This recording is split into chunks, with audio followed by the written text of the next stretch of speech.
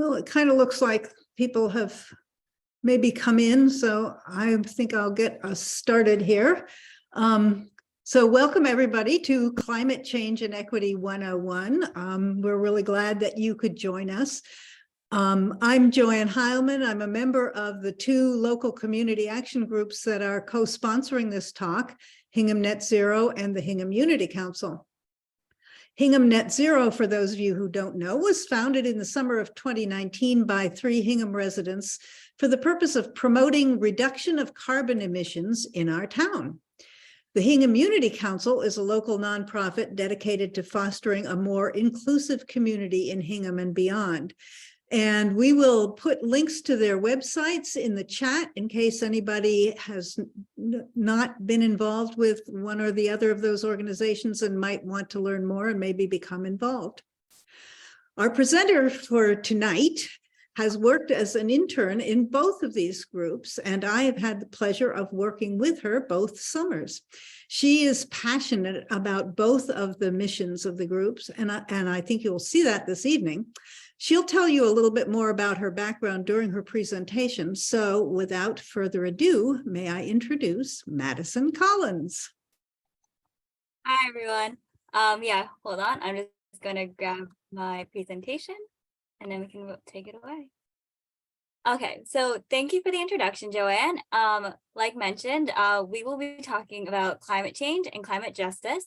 And I really want to talk about what does this mean and what does it mean to me as a resident of Hingham. And so first off, a little bit about myself. So I've lived in Hingham throughout my whole life. I attended Hingham Public Schools, and I even worked as a paraeducator at Hingham High School. For my education, I got my Bachelor's of Arts in Environmental Studies and Biology at Skidmore College, and currently I'm getting my Master's of Science in Urban and Environmental Policy and Planning at Tufts University, and I am expected to graduate this spring.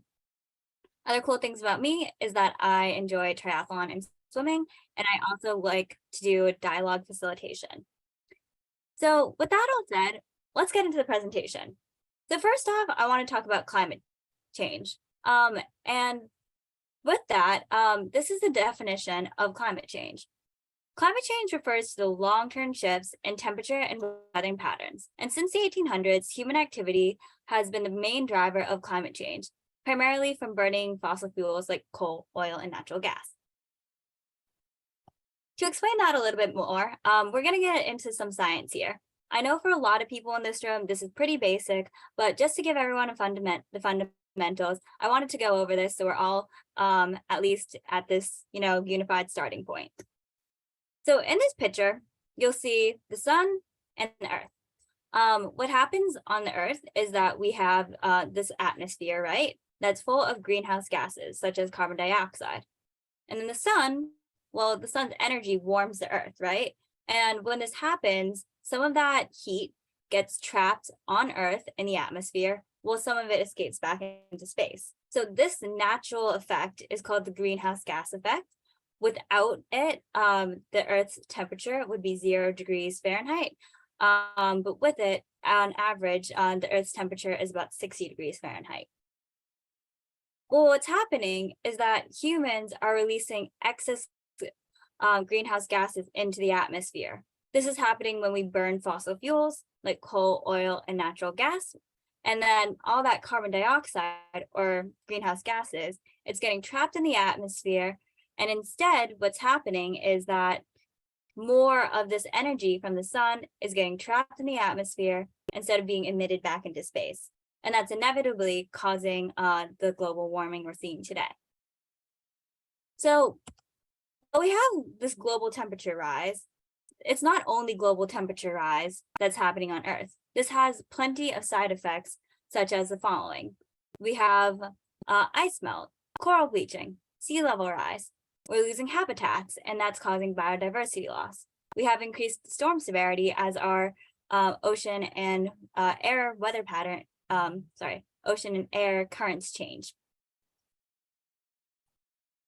All right. So now that we've gotten a little bit about the climate side, let's talk about the other side, the social justice side.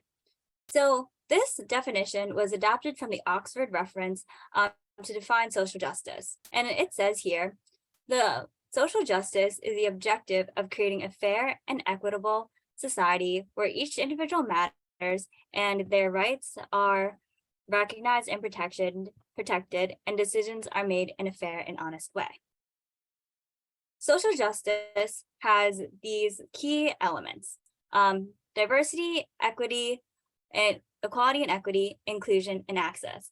A lot of us might know social justice acronyms such as DEI, DEIJA, but more or less they all fit into these 4 basic elements. So let's unpack some of these elements. All right, let's start with diversity. So diversity is the presence of differences within a given space. So these differences can be anything from identity, culture, backgrounds. And so with diversity, what we see is that it's just the presence of these differences, right? But it tells us nothing about how they're distributed or how they interact. We'll get back a little bit more to that when we talk about inclusion. But let's talk about equality and equity right now. So these 2 ideas are kind of intertwined. They kind of go with the idea of how we are treating people. On one side, on the left, we see equality. Equality is the concept that regardless of where people's pre-existing conditions are, everyone gets treated the same. So in this diagram, you'll see that represented by these little yellow blocks.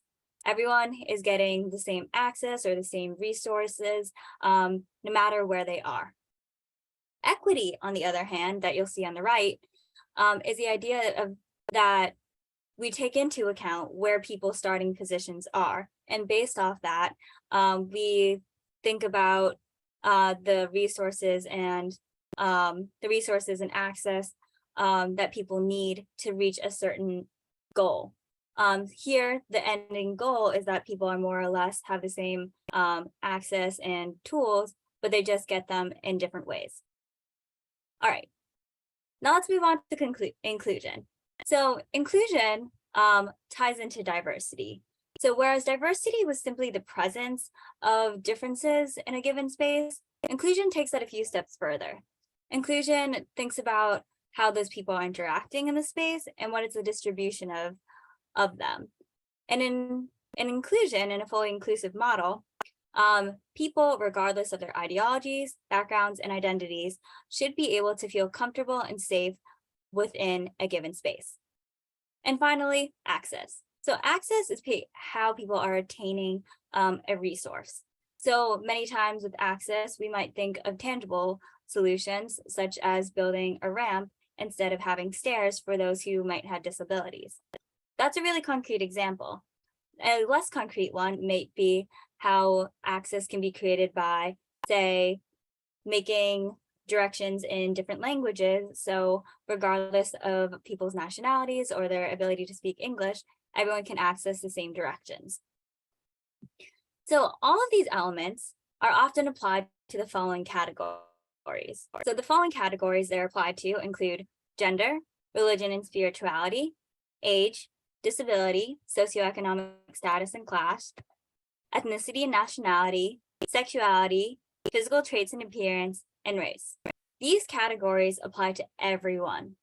Everyone has a race, everyone has a gender, everyone has an age, and everyone has a sexuality.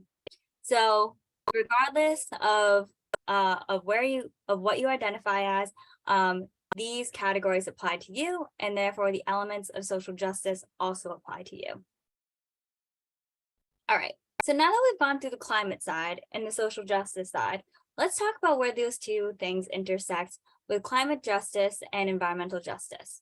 So the first piece of understanding climate equity and justice is environmental justice, right? So as we've discussed before, our environment is going to change due to climate change. So to understand climate equity and climate justice, you need to understand environmental justice.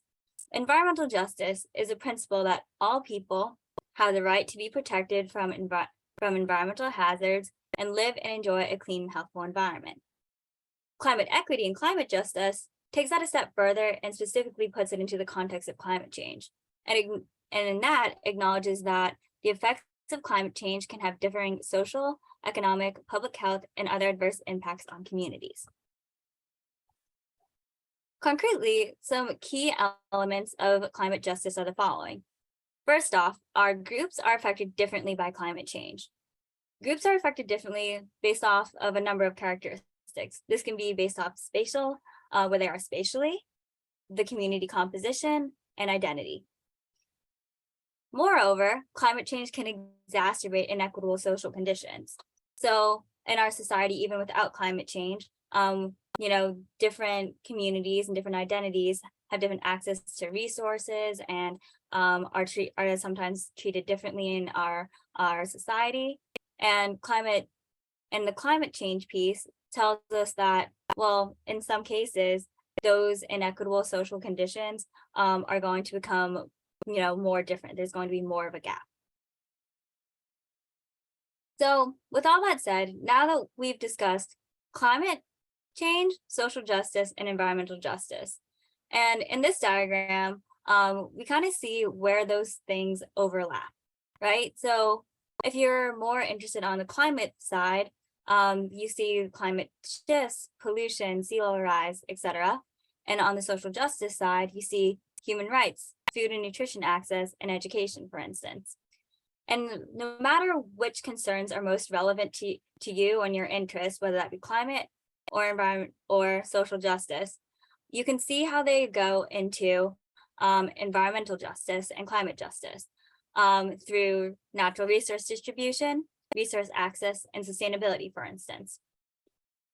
To concretely give you a picture of how these things can intertwine, I kind of want to talk about pollution and healthcare as basically the two sides of the same coin, and how thinking in line with climate equity and climate justice can help us dissect these issues. Let's start with healthcare. So healthcare, as we know, is someone's ability to access medicine or medical care that is adequate for their needs. The thing is with healthcare is that, well, sometimes the environment affects our ability to have a healthy body and to have healthy spaces. So on the other side, we have pollution, right? And so with the pollution side, we know that, well, a lot of times we need clean air and clean water to make sure our communities and our bodies are healthy. So with that, we know that more pollution will mean that we need more access to healthcare as our environment becomes less healthy. And then because of pollution, we'll need increased healthcare. And so when you're thinking about these two ideas on different ends, they kind of come together through resource access. Resource access can be through about tangible things, again, like clean water and clean air, or societal needs like medicine and healthcare. So now that we've gotten our bearings with climate and environmental justice, let's talk about how this is concretely manifesting in on a state level. So first off, actions in any community affect the climate everywhere. What happens in Hingham, for instance, affects other communities and vice versa. And due to pre-existing conditions, climate change will have varying effects on different communities. And in Massachusetts, minority populations are of particular concern. In Massachusetts, we see that minority populations are concentrated in communities that are expected to be most affected by extreme heat.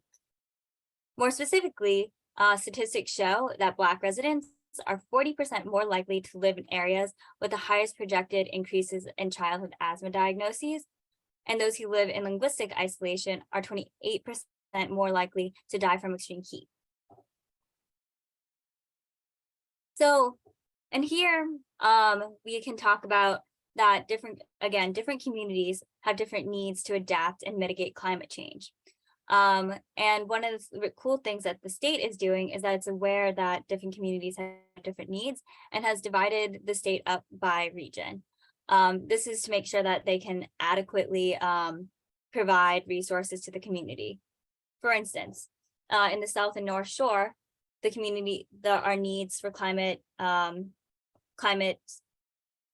infrastructure might be very different than, say, what the Berkshires and the hill towns need.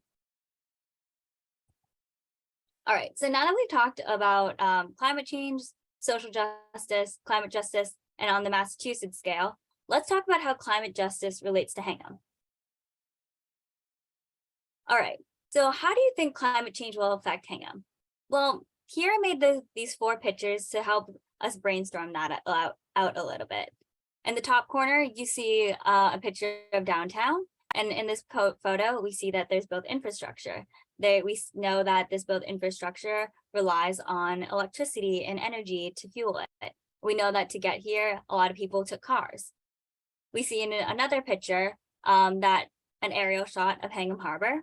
And in another picture, we see Hingham Shipyard. And in both these pictures, we see that there are residencies and public spaces along the water.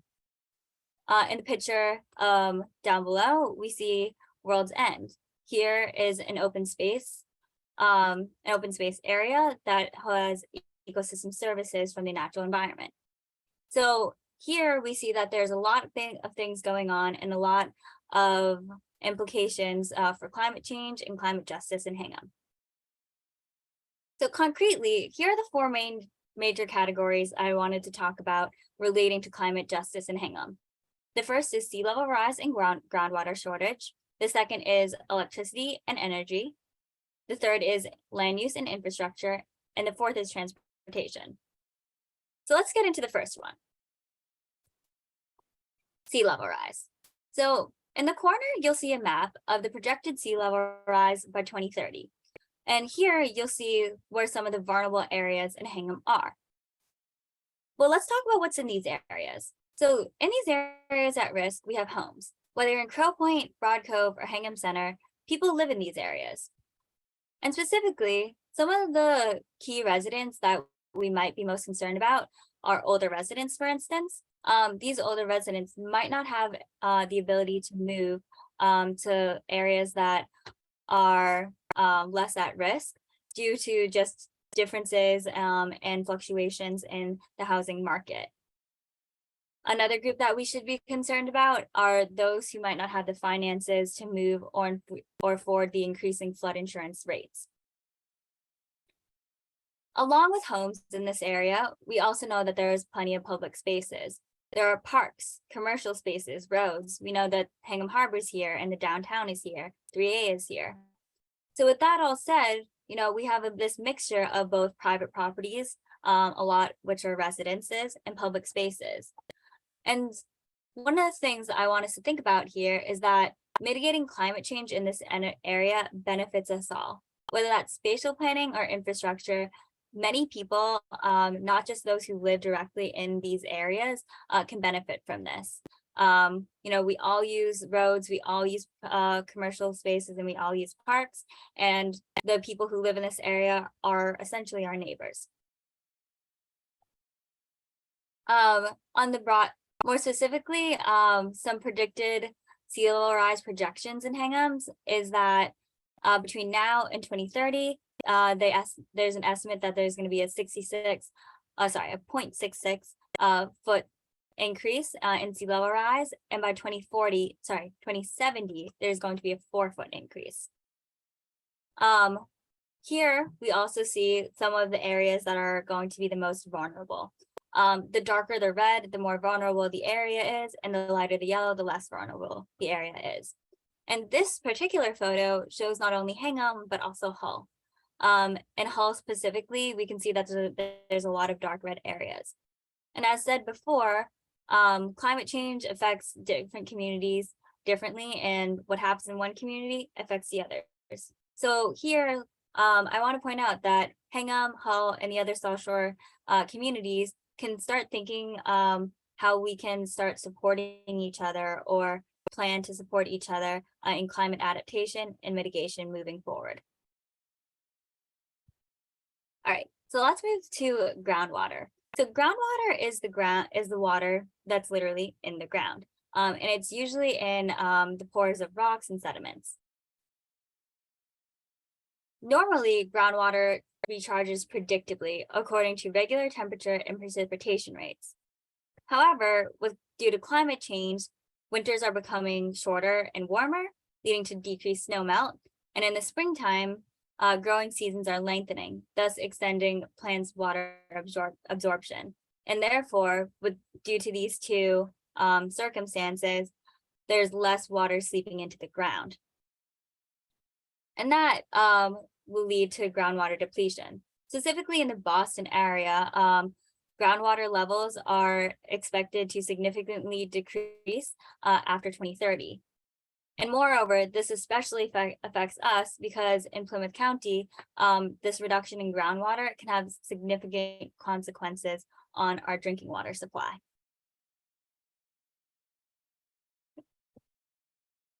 Okay, so now we're going to shift gears a little bit and talk about electricity and energy.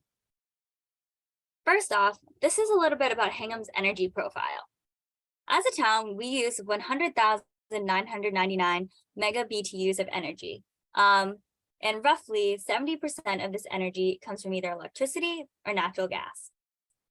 On the individual residential side, residents pay about 17 cents on the kilowatt hour for energy. And then the average home uses about 858 kilowatt hours a month. Another interesting thing about Hingham is that we own our own electric utility, Hingham Municipal Light Plant. And our electric utility is heavily involved in our climate planning efforts. For instance, they are involved in climate action planning, the Climate Action Planning Committee, and Electrify Hingham. So one thing moving forward I want to talk about is Electrify Hingham. So Electrify Hingham is important because electricity can be generated from a variety of sources, including both renewables and fossil fuels. So, electricity can be generated by sources that do and do not emit carbon dioxide that causes climate change. And on that note, there are certain technologies that are completely reliant on fossil fuels. For instance, furnaces for heating and cooling in conventional cars. So with these technologies, they are completely reliant on sources of energy that create and contribute to fossil fuels. Electrify Hingham efforts aims to convert technologies reliant on fossil fuels to energy efficient electric technologies. By doing this, we decrease the reliance on fossil fuels specifically by diversifying that energy portfolio. So instead of a technology being completely reliant on fossil fuels, it's reliant on electricity, which at least in part uses renewable energy. And having these technologies on a larger scale will decrease Hingham's reliance on fossil fuels and improve energy efficiency across the town. But let's talk about how people are accessing these technologies. So one of the biggest hurdles here is ensuring these technologies are affordable. What we do have in place are rebates. Rebates are offered for energy efficient technologies. And while these rebates help with financing, residents still need to be able to afford the upfront costs to access the rebate. These rebates, the return on some of the investment sometimes isn't seen until anywhere between 3 months and up to 3 years of when those initial payments are made. So how do we support low to medium income residents in Hingham to be a part of Electrify Hingham? Well, already at the state and federal level, they already have policies to improve affordable energy technologies for these households. These are ways to help with financing and access different things like tiered rebates.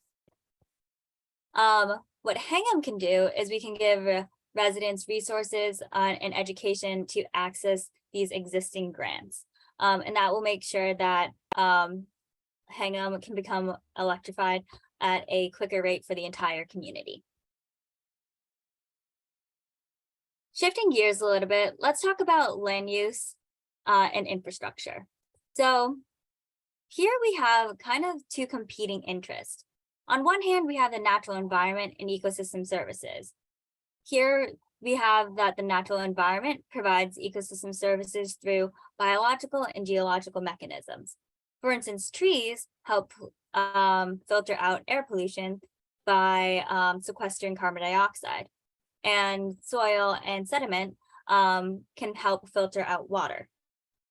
On the other hand, we have built infrastructure and community resources. Built infrastructure provides community services through institutions, networking, and exchange. For instance, a school building helps provide us education. A apartment building provides housing. But what we see here is that there's this natural conflict between preserving natural resources for environmental ecosystem services and the need to use this space for built infrastructure. So here we also have a map of Hingham and their zoning. In this map, we can see that, like any municipality, Hingham has a finite space of land. We know that there are plenty of open space areas in Hingham that make up our parks, and there's land that is designated for residential spaces, commercial spaces, etc. So one thing we want to think about moving forward is how do we ensure that we are using this land efficiently and with purpose? So some solutions, possible solutions and innovations to help with this are, first off, zoning and policy decisions that support responsible building. So say on a given piece of land, we need to create housing, but currently that land is open space land. A better use of that land to serve our social needs might be creating multifamily housing versus a single family 600,000 square foot plus residency. That makes us be able to use the land that we need to use in a way that can serve the most amount of people and get to our other more social justice oriented goals. We can also think of protecting wetlands and forested lands. This makes sure that we are protecting the most efficient lands in terms of ecosystem services. We can create new buildings and rebuildings that are energy efficient. We can use detached accessory dwelling units as rental units. This will make it so we do not consume additional open space or create more built infrastructure for housing. And we can also think of innovative solutions such as tiny houses. All right, so this is our last category of transportation and mobility. And first off, we're going to talk about this topic in terms of within Hingham. So within Hingham, a lot of modality is car-centric. And we know that cars almost exclusively use fossil fuel resources, such as petroleum. And since the town has historically favored design and planning that reinforces the necessity for a car, we're almost exclusively relying within Hingham transportation on fossil fuels. And while we do have major destination centers in Hingham that are walkable once you get there, to access them in the first place, one needs a car. And currently, there are no public transportation opportunities connecting these sites. So with that said, for instance, we have the Shipyard, Downtown Square, Derby Street Shops, the Rec Center, that are walkable from shop to shop once you get there. But to get there, you need a car because there's no public transportation, and we just don't have the bike and pedestrian modality to connect these spaces yet. And this is particularly difficult for residents who do not have access to a car. For me, I think of a lot of, say, like high schoolers who don't have their license yet, or people who just don't have a car. Possible solutions to help mitigate this are increasing bike and pedestrian modality. For instance, there are some opportunities to use old railways to create bike paths, and to create an internal trolley or bus system that can connect these major destination centers. All right, so going off transportation and mobility, let's talk about transportation outside of Hingham, commuting. So in commuting, we have three major commuting modalities. We have bus, the commuter boat that leaves from the shipyard, and the commuter rail. And so specifically, first off, with the commuter rail and the boat, they are pretty high cost. And with that, that makes an access barrier to be able to leave Hingham using public transportation or commute. And also with these two forms of transportation, one needs a car to access them. So while you might be able to get on, say the boat or the train, to even get there, you need a car to access them. And this combination of high cost with inaccessibility due to needing a car de-incentivizes public transportation.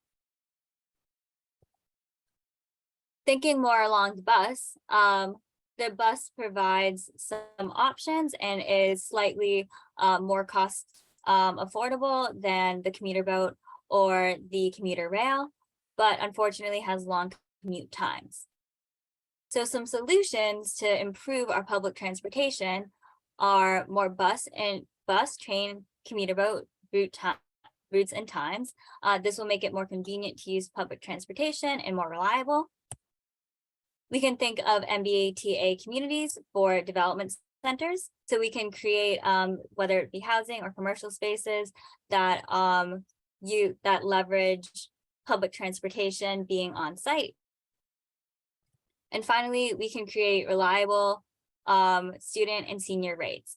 This will make it so those who are not working yet or who are no longer working still have access to public transportation opportunities.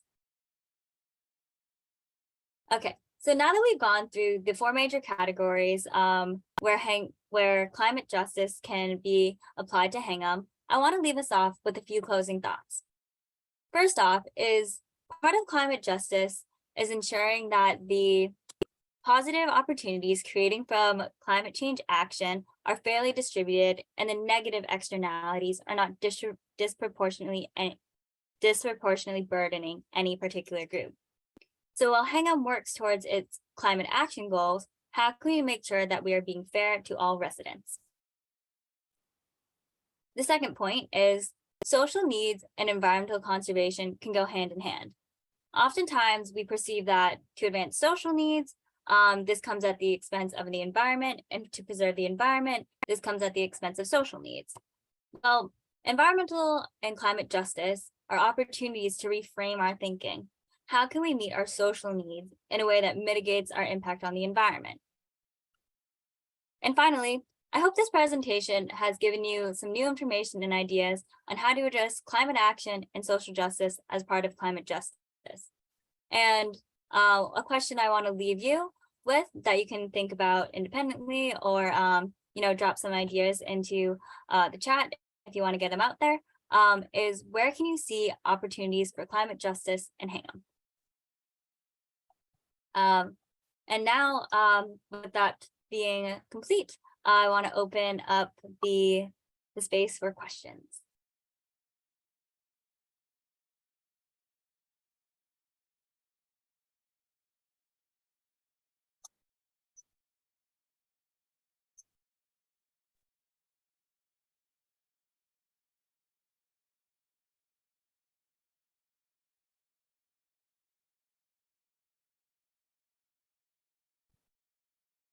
Joanne, should I get people's questions, or as moderator, do you get people's questions?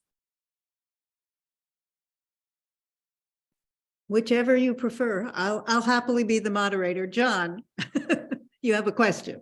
Well, first of all, good evening. And Madison, that was great and very insightful and very perceptive. I sort of wanted to turn the question around and pose it to you, because you've obviously done a lot of thinking about this. and you are very passionate about this. So as you put this together and thought about it, did anything sort of emerge in the forefront of your thinking where you said, gosh, if I'm going to talk to these people about this, you know, I hope we discuss this particular aspect of it? Definitely. I think one of the biggest things I thought about while creating this presentation was what was going to resonate with the Hingham audience most specifically. Knowing Hingham's demographic, knowing the character of the town, and knowing the climate risk that Hingham is facing, I really tried to think of, well, what are the things that most affect the people who live there? And so for me, that was thinking on the biogeophysical side, with sea level rise being something that was going to really affect Hingham, whether it from the residents point of view or from a public space point of view. And then also on the flip side, what are we doing to mitigate climate change? So from the transportation side and the energy side, what can Hingham residents do to decrease their carbon footprint in town and across and globally? Yeah, and with that, I think like it was really cool for me because there's some aspects of my life that I've totally felt like resonate with me when it comes to climate justice concerns. And there are parts of my life that I haven't gotten to yet that I know are more prevalent to other people. That was great. Well, let me just share with you a couple of thoughts that I had as I listened to you. As you well know, the Climate Action Planning Committee has completed their draft of their plan. It's really Hingham's plan, and they're gearing up to present that to different constituencies. And in that plan, we're a big part of it is helping to educate people to the fact that in the way that we live our lives and the way that we use technology to heat our houses, to, as you alluded to get around, we have an opportunity to either continue with the status quo, which is leading to making climate change worse, or we can reverse course and begin to cut back on our carbon footprints. And there's a variety of strategies that are available to do that. And one of the things that occurs to me relative to tonight's topic, which is sort of equity in these strategies and how we implement them, is that many of them, most of these strategies will involve some level of investment. They'll require resources. And one of the things that we can try to do is ensure that where we are dealing with folks that may not have the resources. I mean, Hingham is a pretty well-to-do town. We're very fortunate in that. We all know that. But we also know that there are people here who are probably more people than we're aware of who are struggling, and so financially. And so, I think the challenge is for us to ensure that as we embark on these different strategies and programs, that we try to make sure that there's special availability, if you will, for people who don't have the resources to make the investments, but also want to contribute and want to do these things. One thing that comes to mind, for instance, is as we electrify, the utility regulators in Massachusetts are very concerned. They met with the Attorney General's staff last year to talk about this topic. What's going to happen if we see people moving to electrification in large numbers, and the people that are left on fossil fuels, notably natural gas, for instance, have to disproportionately bear the cost of paying for that infrastructure, because those utilities are by law entitled to claim a fair share of revenue from the ratepayers to offset the costs of maintaining a safe infrastructure. So that's a big issue that they see as looming, perhaps not this year, but certainly in the next 10 to 15 years, as we electrify the society, because that's really the key strategy that I think we've hit upon. That's really going to pose some difficult issues for tenants, for poorer homeowners who maybe can't go out and buy heat pumps and do an immediate switch. So it's those kinds of things. Public housing in Hingham, we don't have a whole lot, but we have some, and we're building some more. That's another opportunity, it seems to me, to try to make sure that we're structuring those houses with the technologies that we all want to see in the future, heat pumps, et cetera. So those are the thoughts that occur to me. I'd invite other people to kind of jump in and elaborate on those. Katie.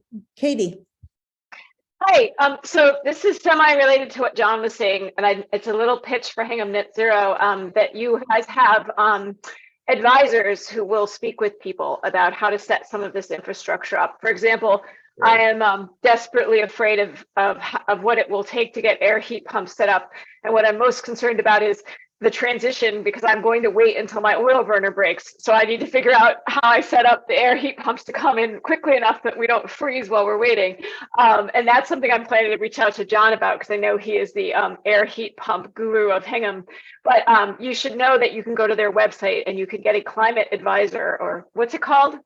Something like that. Climate coach.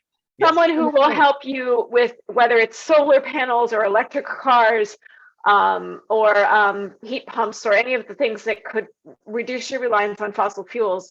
Hingham Net Zero is great for that, which I think is a good service, and it helps with the equity problem, because I think for a lot of people, it's just like the dauntingness of like, oh my God, this is so expensive. It'd be nice to have someone help me navigate those waters. So.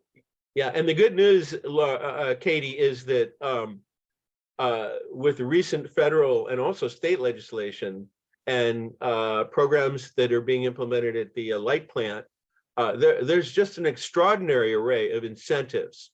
So the challenge for us is going to be to connect people, to educate them, understand their personal situation, and then connect them with those resources. Because in many cases, it's not as financially daunting, perhaps, as people think, because the rebates and subsidies now are so generous, because the whole society knows we have to do this at the federal, the state, and the local level. So that will be our particular challenge in Hingham Net Zero, to stay on top of those incentives. But we'd be delighted to help you or anybody try to navigate that.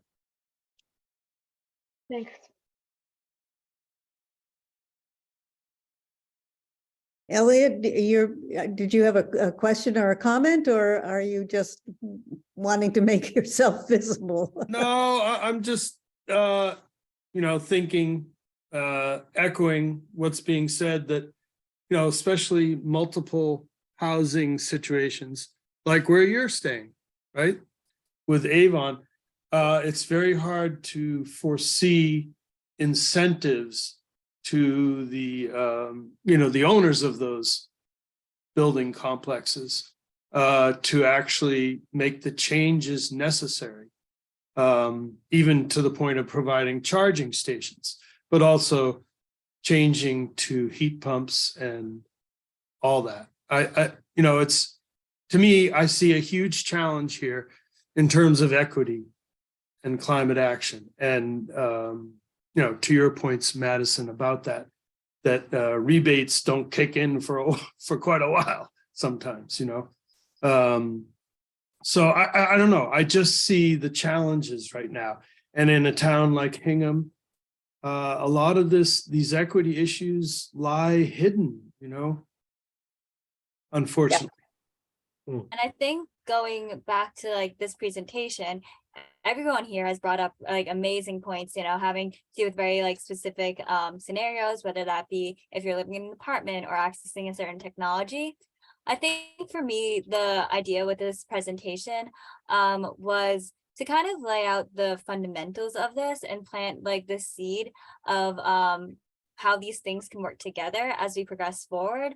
And then, you know, in my other work, whether that be through my academic pursuits or internships I've done, yeah, I'm definitely all for continuing to roll the ball into deeper discussions and, you know, start thinking of ways that are Hingham specific or community specific to address the concerns everyone here has raised.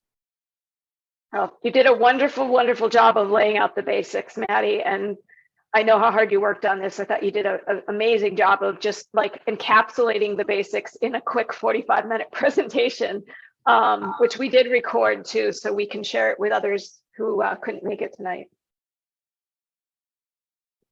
So I guess I want to mention one thing, because it's Hingham Unity Council. Tomorrow is Embrace, the revealing of the Martin Luther and Coretta Scott King Embrace statue Very exciting. from when they received the Nobel Peace Prize in 1964. I just think it's such a huge, wonderful symbol for the Unity Council and equity and everything. We got to take care of each other. Yeah, it's very exciting. We were just, the South Shore Unity Council was meeting right before this, and we were talking about having a field trip in to see it. It's amazing. It's really exciting. So. Sorry, I interrupted you, Madison. Go ahead. Oh, no worries. Yeah. Like, unless anyone has more questions for me, you know, we have 10 minutes here. And yeah, I was wondering, like, if anyone either has questions for me again, or if anyone kind of wants to start, you know, a miniature conversation addressing any of the prompts that I laid out on closing thoughts. And if you need to be reminded of what those thoughts were, was, you know, where can we see social needs and environmental conservation going hand in hand? How can we make sure that everyone is being treated fairly across Hingham for the opportunities created by climate change, and to make sure no one bears disproportionately the negative externalities of climate change? Or simply, where do you see opportunities for climate justice in Hingham?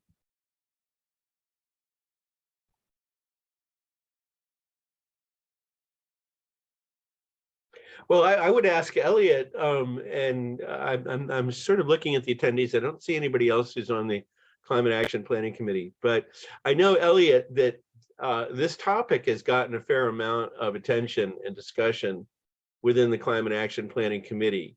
And, you know, I think you guys have done due diligence in trying to, as you flesh out the plan, ensure that you're not making recommendations or proposals that would disadvantage people who are already disadvantaged. Would you agree with that, or are you comfortable with where you guys are? The truth is, there's more work to be done with regard to equity, and I think that as we implement our climate action plan, we're going to see where that hits the road. And, you know, specifically with regard to community, which is a section that I'm working on critiquing, we are looking at increasing the ease of moving to key transportation points where the MBTA is, and what you talked about, Madison, there. Access to public transportation, and possibly setting up, you know, Hingham long ago had a trolley system, you know, had a town trolley. And, you know, we are looking at that as a possibility too, to provide folks with a transportation that's less consuming of energy and provides folks that don't have as much, you know, wherewithal to get to where they need to. Another aspect that we're looking at is new affordable housing should be built near the transportation hubs. For example, you know, where the MBTA railway comes in and so on. But anyway, we are looking at those things. You know, frankly, the reason I asked about multiplex housing and so on is that's a big challenge for equity, how to provide equitable, clean, renewable energy. Yep. I actually have a question for you, if it's okay on that note with everyone. So you talk about with multi-resident housing, right? And so on one hand, I know that a lot of say duplexes and accessory dwelling units are oftentimes owned by more of like a smaller LLC style what's called a landlord, and there can be more working one-on-one with like a landlord on like specific properties. Yet on the other hand, larger big apartment or condo complexes like the ones we see in the shipyard are usually owned in part by a large real estate company or in part by the developer. So, when you're working and thinking about, how are we working with these multifamily property owners, like how does it change between the conversations you have with someone who say owns the Avon apartment buildings versus someone who owns, a few duplexes here and there within a community? Yeah, it's very hard to deal with and change the plans of the large real estate owners, such as Avon.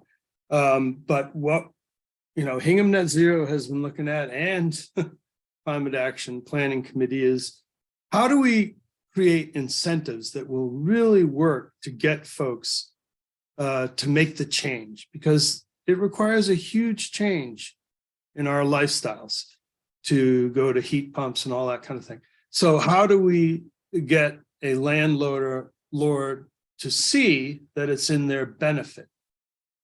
That's really the key here. And, we haven't solved that at all, but we are in the plan is we must really examine this closely. I'm going to jump in here and just give my 2 cents worth on that. And by the way, it's Avalon, not Avon, but I'm sorry, Avalon. Yep. My opinion is that this requires a carrot and stick approach, that you can provide an incentive and at the same time you better darn well provide a disincentive for not doing it, because for those big national corporations, in the end, that's the only thing that they're going to listen to. They're going to look at their bottom line, and there's got to be a reason why, so the incentive can be some kind of, it's a way of making it less expensive for them to do this. The disincentive can be some kind of fine, but the other disincentive can come from the people. And we can say, I won't rent from you because you're providing your heat with natural gas, so I'm going to move out. It would take several hundred of us doing this all at once for them to pay any attention to it, but it could be done.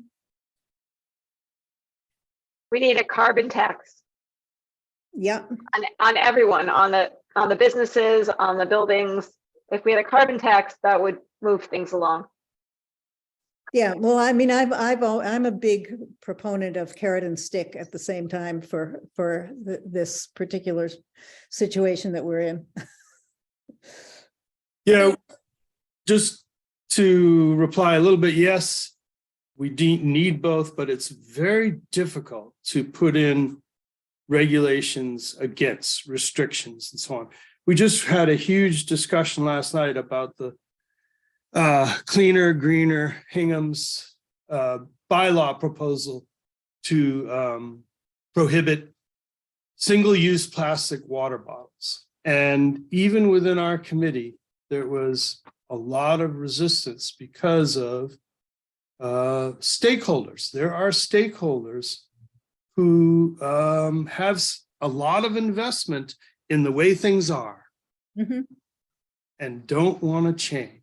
So, and if you start making laws against them, or, you know, regulations and so on, people get upset. No, that's true. John, That's- Yeah, Joanne, I just wanted to try to address your comment, because I think, you know, getting a couple hundred tenants to move out, threaten to move out, is pretty draconian. And as you rightly say, I mean, it's probably not realistic that you're going to get that kind of response. But if you got 10 or 15 people to write letters to the management company that's in charge of Avalon, and basically expressed your opinion and urged them to take every opportunity that they could to begin to migrate to off of fossil fuels, I think that has an impact. I mean, I have been part of some very encouraging discussions over the last year. I remember Gary Tondorf Dick, who's on I believe the Planning Commission, and is also on the Climate Action Planning Committee, talking about how he's interacted with some large companies. They're very aware of this. They know this is the future. They know the market is moving this way. They know that there are opportunities that heat pumps and other climate-friendly technologies are superior, and they're going to get better. And so they're not so much resistant as kind of waiting for the optimal time in their business cycle to begin to make these investments. You know, when physical plant becomes, you know, nears the end of its useful life, that's the time we're encouraging, for instance, residents in Hingham to begin to plan for that. Katie alluded to that herself. She's beginning to do that kind of planning, and certainly the businesses are starting to do that kind of planning, you know, as well. So, and when we were meeting with the public safety facility building committee, their architect talked at length about how some of their clients are voluntarily ensuring that they're installing charging stations in their new buildings, because they know that's going to be part of public demand, and they don't want to get behind the curve. They want to be a little ahead of the curve. So I think part of our challenge is to be alert to where we can reinforce existing market pressures and accentuate them, and communicate to people that are in these management positions that, yeah, if you do this, we're going to give you a tailwind because we really care about this, and it's going to be beneficial for your business if you're responsive to tenants who have these preferences. right. Elliot, Yeah, I just want to jump on what John is saying there, kind of adding to it, is that where we see things at in the Climate Action Planning Committee is education. We're about to set up some road shows to really talk about what's going on here. And we feel that there's a lot more reaching out to all kinds of groups and really talking about this, getting down to the dirt. You know, what does this really mean for us, you know, in our lives? And how are we going to do this in an equitable manner, you know, in a way where people are treated fairly and so on. And that this is going to take a lot of work talking with folks, you know. So, and tonight is a perfect example. Thank you, Madison. Yeah, that's the first step, is awareness. And HUC, you know, Yeah. Hingham Community Council, awesome. Yeah, absolutely. well, Well, and we've hit our 8 o'clock mark, so maybe Madison, if you have a you know, 1 or 2 words to say to close us out, and then we will thank everybody for coming. Yeah, well, yeah, again, just thanks for coming, everyone. I hope that everyone got to take something away from this presentation. And I think there was a lot of really great comments raised at the end of the session. And I just want to commend everyone who's in this virtual room, you know, whether this is new concepts to you or whether this is something that you are an expert practitioner in, like, thank you for fighting the good fight, honestly. And like, being engaged is like the best thing. Again, whether you're at the start of this or at the very peak of this, is really the best place that we can ask anyone to be, in my opinion. So thank you for coming. Thank you, Madison. Great job. Thank you. Thank you. Thanks, Madison. Great job. Really good job. I think that ends the show, Good night, right? everybody.